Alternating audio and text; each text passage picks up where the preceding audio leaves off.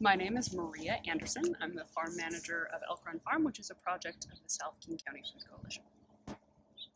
My name is Jessica Vu. I am the Elk Run Farm coordinator with the South King County Food Coalition and also a harvest business. My name is Lila Henderson. I'm with the Maple Valley Food Bank and Emergency Services. I'm not sure how long ago, at least maybe a year-ish ago, they decided to, this is a golf course, and they decided that the owners wanted to give it over to some kind of feeding group. And so they first approached, I think, our city, Maple Valley, and they approached me, and this was just way too big of a project. What's the guy's name from Rotary First Harvest? David Bovanek. Dave, yeah, so it kind of ended up on his lap. And then from there, Rotary kind of got involved, and we started talking to our coalition, and it just kind of blossomed into more of a coalition project and not just one food bank. So the vision for the farm is that we wanted to use organic methods and grow nutritionally dense, very fresh out of the field food to take to the food banks. One of the big problems food banks face is that when they get produce from a grocery store, it's usually either past its prime or only has a couple shelf days left. So people can't take as much produce as they would like to take simply because they are not going to be able to use it in the amount of time that they have. So being able to offer something that is fresh right out of the field that day or the day before is a huge step up for people of low income to be able to have access to really high quality food that they can use all week long and feed their families with. Our vision was that if we could do this and could get it going, hire a farm manager, have the food go out to all the food banks in our coalition, which goes from Highline down to White Center, all the way out to Enumclaw to Auburn to Federal Way in Maple Valley. So it's kind of a rural area, huge, and some of the food banks in between. Not only do we want to provide fresh food to food banks and food bank clients, but we also see this as very much a community site that is hopefully going to be valued beyond just its food production abilities. We are nestled within a lot of burgeoning housing developments, and we do hope to get them as engaged as possible in the kind of startup of the project so that they'll really see this as a place that they want to care for and maintain and just spend time so that it's a community site and not just a food bank farm. Also have a bit of educational programming that we have in mind.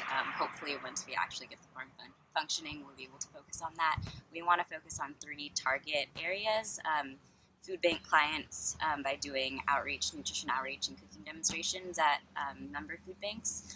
Secondly, as Lila mentioned, the high school students, hopefully having a robust partnership with them so that not only will they get education, but we'll also have like a steady trained volunteer force.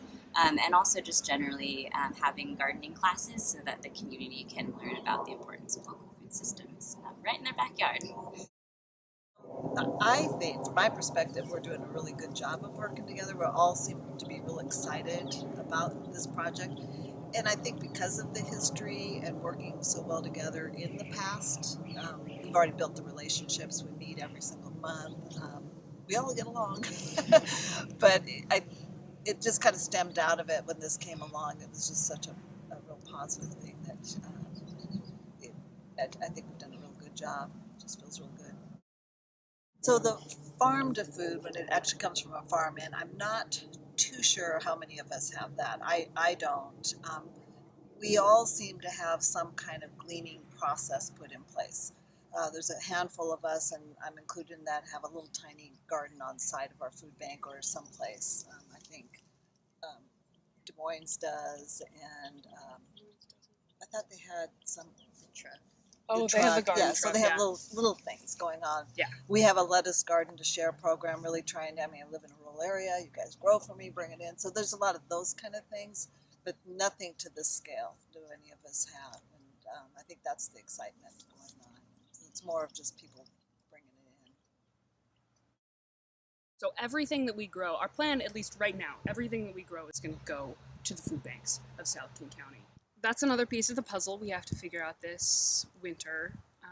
Mother Earth Farm in Puyallup is sort of our equivalent in Pierce County, and they work with the Emergency Feeding Network or Emergency Food Network to distribute their produce. They have an 8-acre farm, and the food banks come to them.